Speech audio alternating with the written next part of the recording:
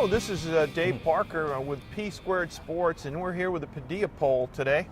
And I've got Coach Stan Lang. Well, he's really not a coach anymore, but he's an athletic director at Northside Independent School District.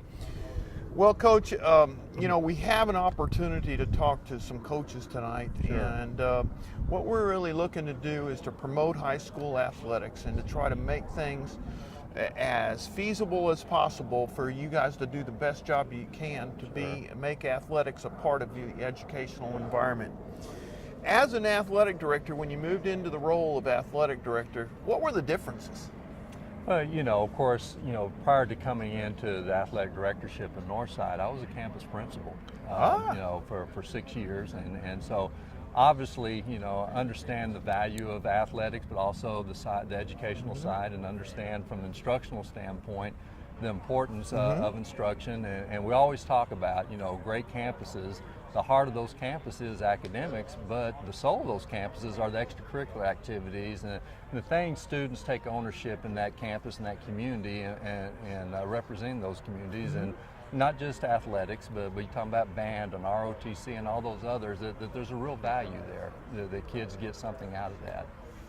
Well, talk to me a little bit about there's somewhat of a crisis in budgets and funding and so on across. It's not just Northside Independent School District, it's across the state. Absolutely. How's that affected athletics? Which obviously there's no secret that everyone had to make budget cuts. And I can only speak from our district's perspective that we did have to make budget cuts across the board in every program, and athletics was not excluded from that. But when you look at the bigger picture of, is there a value of athletics in public education? Obviously we're a data-driven district, and so we're able to show data of what student athletes are able to do versus non-student athletes, and the role academics plays, and how we can use athletics as a tool and a resource to motivate those students to put forth their best effort in the classroom. And so, anyway, along with all the other things, as far as developing poise, character, and self-discipline, and all those things in the spirit of in the spirit of competition, that we get out of those things. But looking at budget cuts, and when you take our district, for example, and our athletic budget is $3.4 million, and people say, wow, that is a lot of money. But when you take 11 high schools and 18 middle schools, and you break that down, we have over 12,000 students involved in athletics in Northside. And you take that cost, that's just 1.5% of our overall operational budget for Northside. So it's a very small percentage when you look at the big picture. And then you look at the data that we have of the success students have, not only in athletics, but on the academic side, we're getting a pretty good bang for the buck. I don't want to put you on the spot, but I think that's a very interesting concept, the data-driven. Right. How much better does an athlete do? Can we define it that way than a regular student? And when I say athlete, I think any student involved in any extracurricular. Correct. And I'll put a plug in for Northside. If you go to our athletic website, we have a PowerPoint presentation there for anybody to look at that breaks down tax scores, for example, completion rate, and all of those things. And it's substantially higher whenever you break it down and show the success of those students. Well, you guys have a 9-team football district. Correct. Okay, so that means you're playing 8 district ball games against Northside schools. Right. And you're playing at 2 different stadiums now, thank goodness. Right. But a tremendous job to put on all of that. Oh, well, there's no question. But when you have a lot of good people around, as far as our assistant directors and obviously all of our coordinators at those campuses do a great job.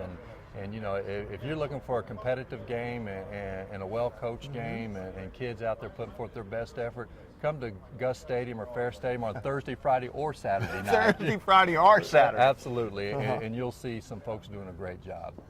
Well, as we move forward into this new realm of education and into the budget cuts, do you foresee additional cuts, or do you foresee the fact that you're going to be able to maintain the same level of programs that you've had over the years? Well, obviously we want to try to maintain you know, the level of expectation of, you know, the job that we do. And obviously we don't have a lot of control over what the legislators do from our perspective. I guess as voters we do, but right now, you know, those are things that we take what we have and we're going to make the best of it, and that's just obviously the mindset of a coach anyway. You know, whatever situation you have, you're going to make the best of it. And you know, going back to the budget, one thing I'd mentioned, $3.4 million, what was our operational budget.